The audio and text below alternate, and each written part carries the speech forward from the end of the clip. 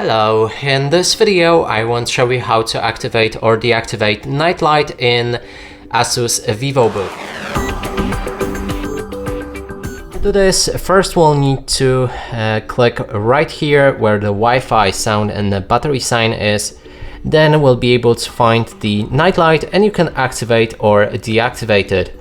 Other way to do it is to click on the start, move to your settings, inside select System, Display, and right here you can also find nightlight, but we can also click on this arrow that allows us to adjust the strength of the nightlight, and we can also schedule it for a certain amount of time. So for example, we can set the hours right here, or if you have a Wi-Fi connection, you can set it from sunset to sunrise.